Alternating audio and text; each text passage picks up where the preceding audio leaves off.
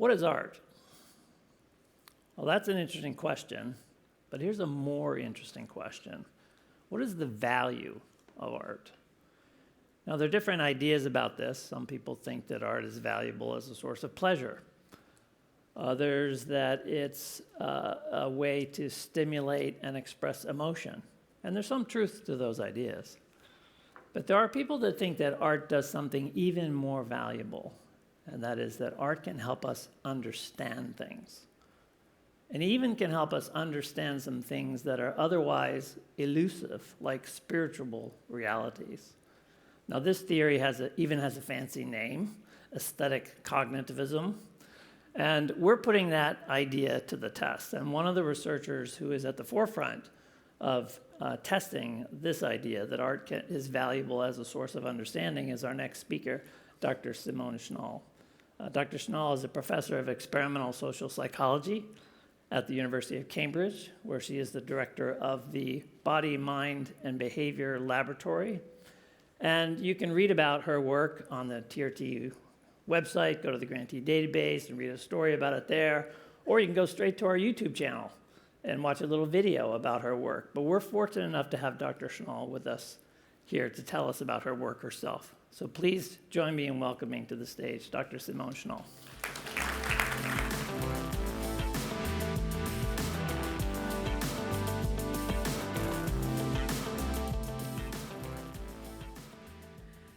Real pleasure to be here. Looks like everybody's still holding up after this tour de force of really exciting work. So I'm a Cambridge professor in psychology, and I study emotions, morality, values, the kind of things that are important to people, which is why I want to talk to you about your to-do list. Now, you probably all have a short to-do list, right? Just kidding. Of course, you have long to-do lists, right? And the frustrating thing about to-do lists is they never seem to get any shorter, right? So I will now teach you in the next 10 minutes how to magically shorten your to-do list. Don't believe me? Well, let's go. So first, we have to understand a few things about how the mind works. So in kind of broad strokes, we process the world around us in different ways, and one way of doing that, one way of thinking is in very concrete terms. I look at what's right in front of me, problems I have to solve, tasks I have to deal with, you know, the everyday kind of things that are on our minds all the time. For example, you're going to an annual meeting in Montreal. How do you go there? You have to book a flight, you have to pack a suitcase. Once you arrive there, there are some things to figure out. For example, what are you doing for dinner tonight? You have to book a restaurant, make a reservation. Of course, we're lucky that we have dinner provided for us tonight. But in case you're wondering, there has been a bit of a change in program. Instead of 5:30, it's at 6 o'clock in this room. So you're welcome. Now, these are the little things in, everyday life we deal with all the time. But then there's also ways of, different types of thinking where you zoom out, where you look at the big picture, you look at, bigger questions. So for example, when you think about, rather than thinking, how do I go to Montreal for the annual meeting? Why do I go? This is now looking at, what are your values? It's important to you. It connects with, what's meaningful to you. It's about goals, aspirations, or even big questions such as, what do I want in life? What do I want my legacy to be? Things like that. Now, we have these two ways of thinking, and of course, they're both important, but the problem is, most of the time, we're locked into this kind of problem-solving mode. That's what we need to do on an everyday basis. These are the things that are on our to-do lists, because we don't have to-do lists for what will my legacy be? What do I want my children to take out into the world, and so on, because these are such big things. They're not on our minds all the time. So, but then how can we encourage this more kind of big picture thinking? Well, one way is to just get away from it all. When we travel, for example, we often feel that, it's almost like you leave your problems at home, all these little hassles and things you have to deal with, they seem far away. It's what we call a psychological distance, a mental distance where you get pulled out of your everyday life, and all of a sudden it's easier to step back and think about the things that are important. So, but of course we cannot just take off and travel all the time, right? So wouldn't it be nice if there was a way where you can establish this kind of mental distance, and with it, this more big picture thinking, and if you could do that in everyday life? Now, as it happens, a number of philosophers have proposed that you can establish a certain distance between yourself and the world out there. They even called it unselfing, when you engage with beauty. Through aesthetic appreciation, you can remove yourself from whatever is going on, the here and now, and in a way take a step back. Now, so we started looking at the question of, well, can appreciating the beauty of art lead to a new kind of understanding? And I want to acknowledge Chris Stewart here, because he's been really the driving force between this new program of research the Templeton Religion Trust has been very supportive of. The question of, are there cognitive benefits of engaging with art? And I have to say, I started this work perhaps a bit naively, thinking that, okay, well, here were the philosophers, I'm a scientist, let's run some studies to put these ideas to the test. Does art change thinking? Easy enough, right? Until you think, wait, what are we talking about when we talk about art? Right? Something like the Mona Lisa, Van Gogh's sunflowers, everybody knows them, everybody likes them, but that could simply be because, they are famous paintings. Then you have modern art, abstract art, that not everybody necessarily relates to or appreciates. Some people may say, well, what splotches of color on a canvas? Well, my 5-year-old could have painted that. So when it comes to art, you have very diverging views. So that was already part of the complication of studying this. Another one is to look at, well, what are we talking about with big picture thinking, bringing to mind people's values, and so on. So anyway, it all turned out to be much more complicated than I thought, probably the most difficult research I've ever done. But we had a serendipitous situation where in an art museum in Cambridge, where I work, they had an exhibition coming up with certain pottery objects. So a renowned pottery artist named Lucy Ree.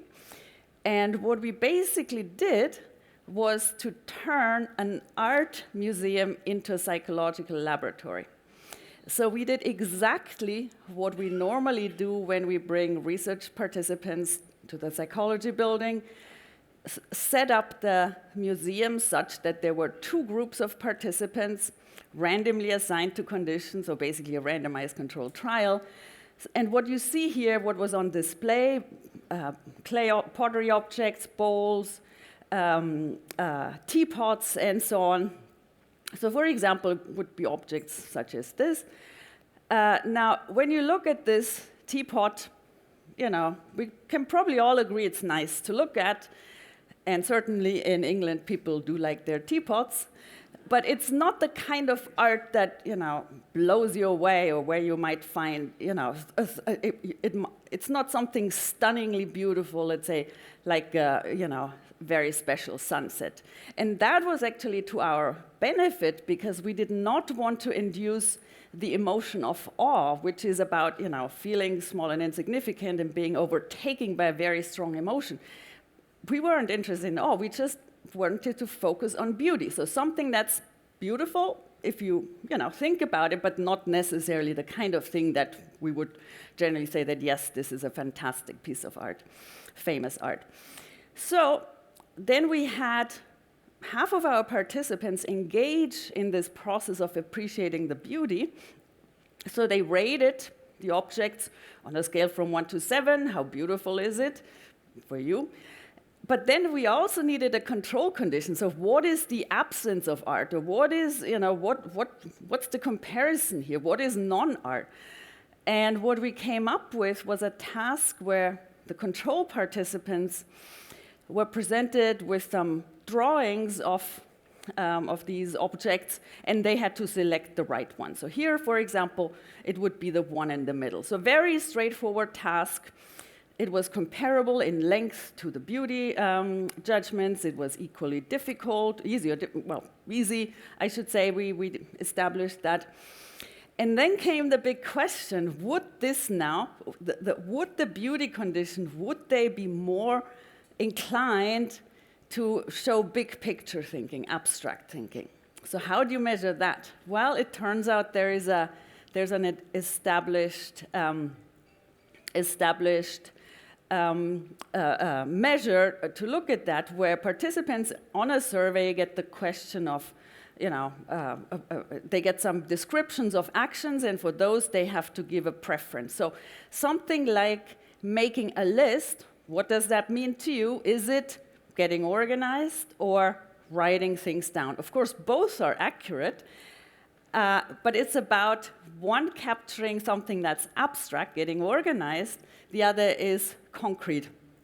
By the same token, resisting temptation could be described as saying no versus showing moral courage.